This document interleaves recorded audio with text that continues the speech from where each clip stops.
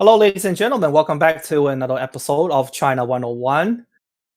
Don't forget to click like, subscribe, and leave a comment down below and let us know what you think about today's episode. And if you have any questions, feel free to leave those questions in the comment section. And if we see your questions, we will try to address them the next time we have a new episode. We have been talking about the China-Taiwan relationship for a long time. And when you talk about China and Taiwan, you have to. There's one thing that you have to talk about also, and that is the one country, two systems. Because from the Chinese Communist perspective, the Chinese Communist Party always considered Taiwan as a breakaway province, and it's a part of it's part of China mainland, and thus must be united. But however, when the Chinese Communist Party talk about unification, they always talk about Taiwan people can keep their own political system. So we have to. So the question is, where does this kind of idea and thoughts come from? And well, it all comes from the one country, two systems. Now a lot of you might have questions. Hey, China is one country. Then how can one country have two different systems? Like when you look at the United States, there's only one system. When you look at Japan, there's only one system. So how come China has two different systems? Well, actually, the one country, two system concepts is nothing new because back to the Qing dynasty, basically, especially near the end of Qing dynasty, in the 19th century. In the 19th century, to be specific, the Qing dynasty fought a lot of wars with foreign powers. Great Britain, Germany, Japan, Russia, a bunch of them, and and the Qing dynasty pretty much lost them all. And every time when Qing dynasty lost a war, they have to sign some treaties, and then in that treaty, some of the land that Qing dynasty own will have to be conceded to foreign powers. For example, when you look at Shanghai in the 19th century, many neighborhoods in Shanghai was conceded to foreign powers. The British owns a part of Shanghai. The Germans own a part of Shanghai. The Japanese owns a part of Shanghai, and so did some other people like the Italians and the French also did.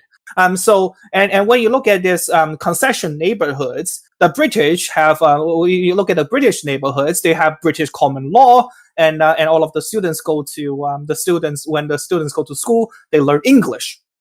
And the street signs were also written in English. And when you look at the French concession neighborhoods, the students go to school, they learn French, and then all of the street signs are written in French. So even back to the Qing dynasty, China already have one country, multiple systems, because the French system is different from the British system, and the Japanese system is also different from the French and the British. So we have the one country, multiple systems. Now, the one country, and also after especially after World War II, most of those concession neighborhoods for the British, the French, the Italians, the Japanese were gone. Shanghai is one Shanghai. But there still remain some problems because there's some cities in China where the concessions have a really long lease. For example, like Hong Kong is one of them. Hong Kong has a 97 lease, and Macau has a 99-year lease. So then after the CCP took over powers, they were thinking to themselves, how do I unite these two cities, Macau and Hong Kong? And that's when Deng Xiaoping came up with the idea of one country, two system. The one country, two system was actually an idea that Deng Xiaoping thought of before Margaret Thatcher, the one of the Iron Lady from United Kingdom, visited China in 1984. To discuss, diplomatic relationship between the United Kingdom and the People's Republic of China. And of course, during this diplomatic meeting, one of the hot issue was the unification of Hong Kong, because 1984. Then in 10 years, the lease for Hong Kong will have ended, and Hong Kong will have to be reverted back to China. Now, in order to convince Margaret Thatcher that Hong Kong would not become a communistic state overnight, because the British had a lot of interest in Hong Kong, so did many Western powers. because because Hong Kong was already a global trade center in the early 90s. I would say in the in the early no, not even early, even before that. Like Hong Kong was already a global trade center in the 1960s.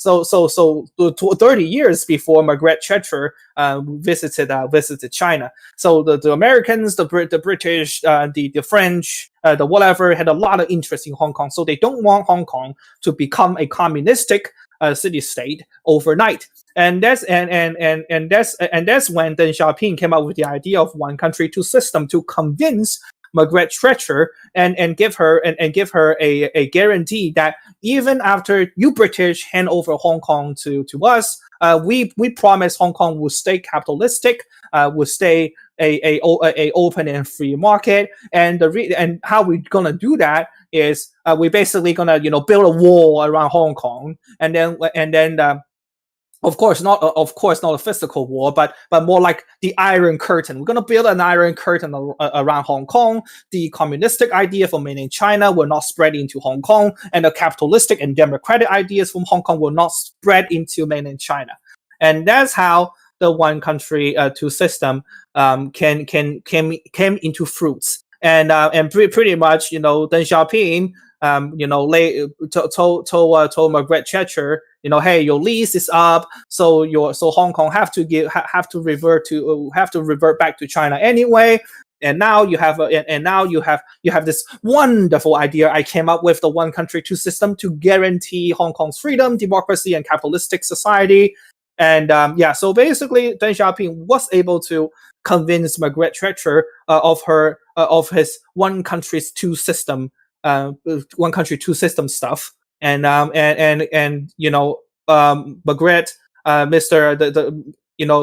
the lady prime minister, and it ended up agreeing to China's communist CCP's terms. And in 1997, we saw the handover of Hong Kong back to mainland China. Now, of course, when you look at history, when you look at in the 90s, in the early 2000s, the one country two system has worked pretty well because like Deng Xiaoping promised in 1997, Hong Kong given back to China, it didn't become a communist state overnight. It stayed as capitalistic. Hong Kong people still enjoy a high level of freedom, and the Hong Kong economy after reverted back to China continue to rise. People make more money. There's a lot more billionaires. But however, we also saw recently when the Chinese Communist Party decided not to keep his word, not want to continue the one country two system. They can obviously try to demolish it, because we already see the national security law for Hong Kong, and that is basically a middle finger. That is the middle finger to one country two system, because now it's one country one system, because the national security law. So that is basically the end of this presentation, because the one country two system is basically it's basically something that the chairman then made up to convince Margaret Thatcher to give him Hong Kong, because Hong Kong has a lot of use for mainland China. It's basically the money laundry ground zero for all of the high level CCP officials. And also the ground zero for China stealing a lot of American technology. So that's basically the story for one country two systems. And I'm now open. Oh, one more thing. One country two system was also supposed to be a framework for how China is going to unite Taiwan peacefully. What the Chinese Communist Party originally wanted to do is to show the people of Taiwan how wonderful this one country two system has worked for both the Hong Konger and the Macau and the people in Macau. But obviously, with the introduction of national security law, the middle finger to the one country two systems, the Taiwan people has seen enough. So unfortunately, the one country two system can no longer be used to trick the people of Taiwan. And that concludes my presentation today. And now I'm open for questions.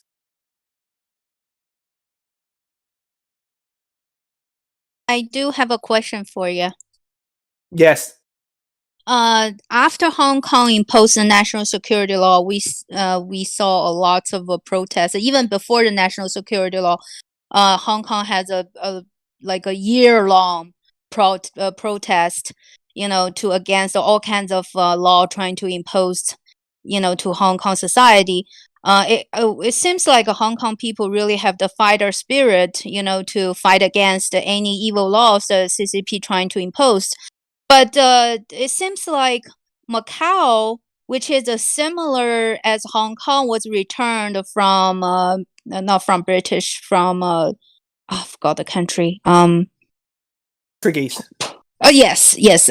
But it seems like the Macau adopt the national security law pretty well, and nobody on the street was reported, and there's no any voice raised up to against the CCP for the legislation. So what is the reason you think the huge difference between the reaction between the Hong Konger and Macauer?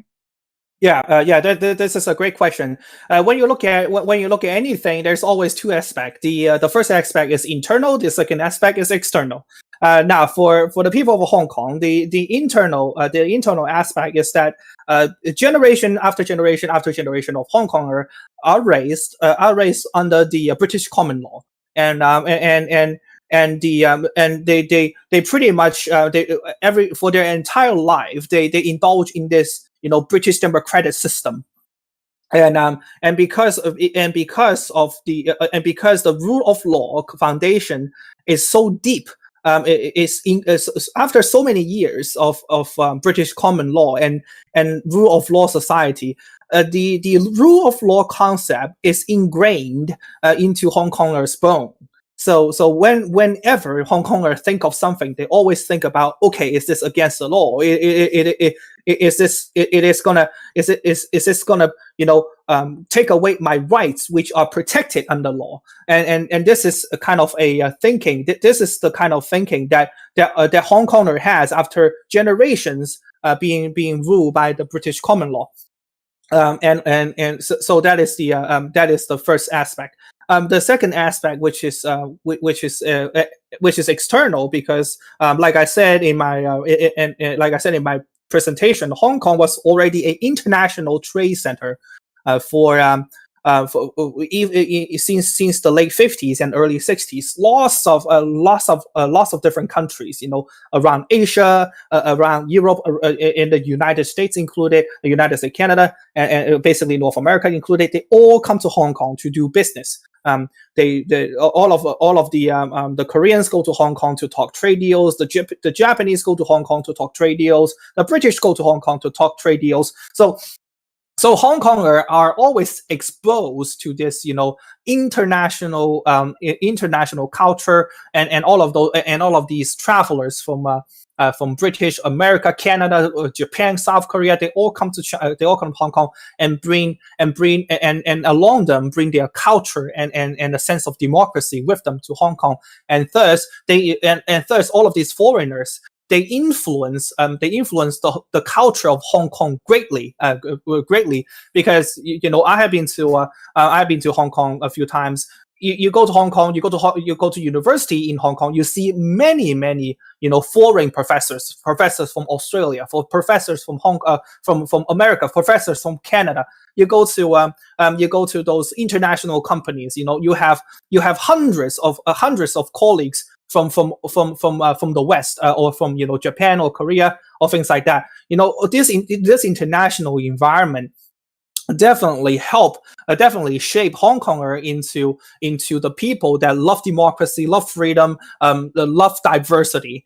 And as a result, with British common law and diverse and cultural diversity, you have Hong Kong being the arbitration center for the entire Asia. So every time when a Korean company runs into trouble with a Japanese company, or Japanese company run into trouble with a Filipino company, they all go to Hong Kong for arbitration because they trust in British common law, they trust Hong Kong democracy, they trust basically the rule of law, culture, and society of Hong Kong. And these two things, the people of Macau don't have, because first of all, Macau was never constructed under British common law. We know Portugal doesn't have the British common law. They don't have the common law system. And so from a legal perspective, people in Macau is different from Hong Kong. And then from an international culture perspective, well, you go to Macau, you see foreigners, but they're all here to gamble. They're not here to trade. They're not here to do culture exchange. They're not here to do financial exchange. They're not here to do technological exchange. They're here to gamble money. And with this kind of people, there's really nothing good to enhance your culture, to make your culture more westernized, more liberal. And also to top that one off, most of the gamblers to Macau came from mainland China. 80% of Macau's gambler customers came from mainland. So you don't. So instead of getting a lot of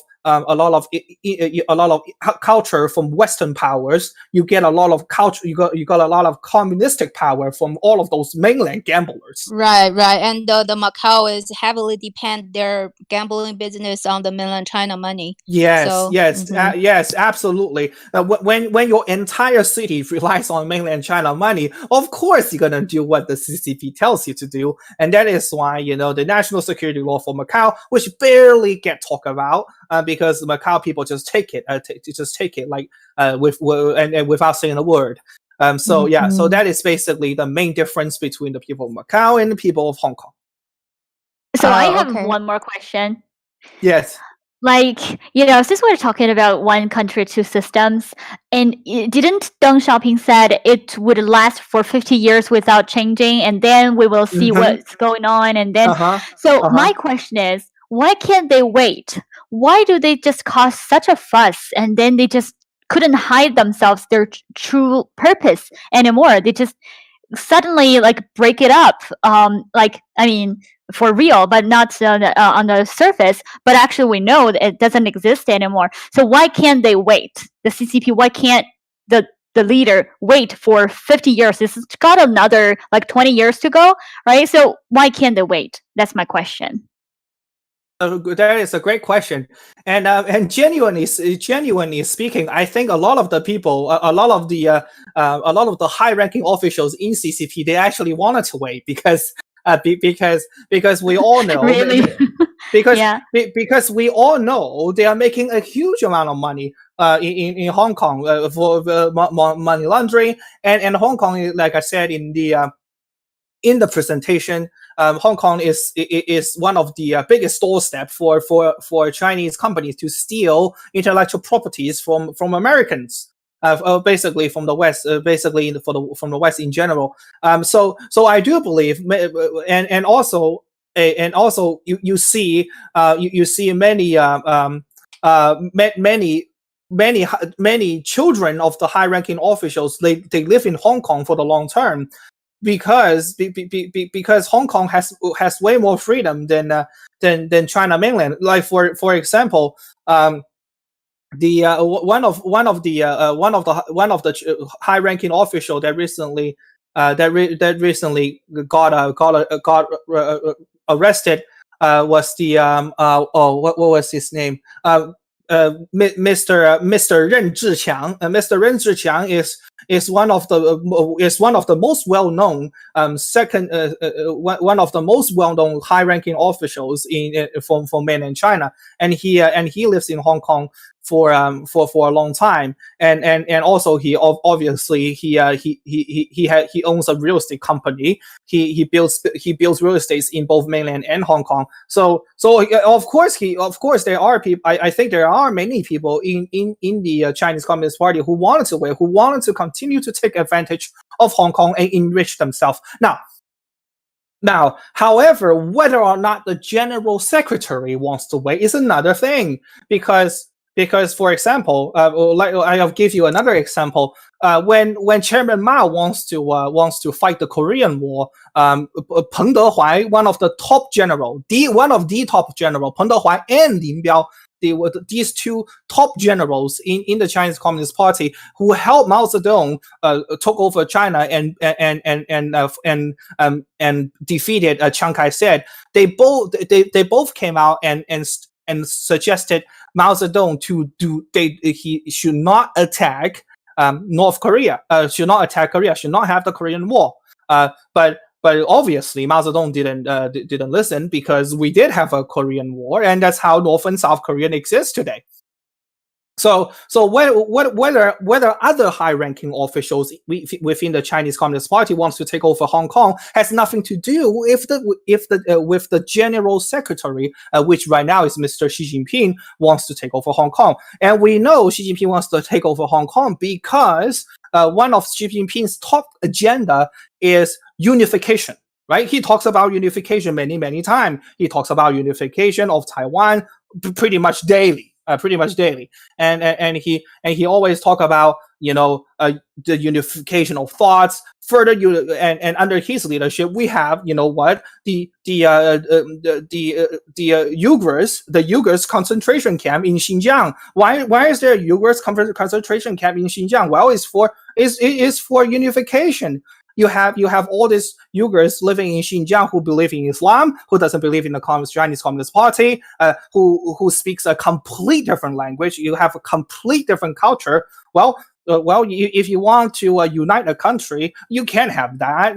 So that's why you build a concentration camp right there, and then started killing all these Uyghurs, and for all of those who can be killed, forcefully educate them.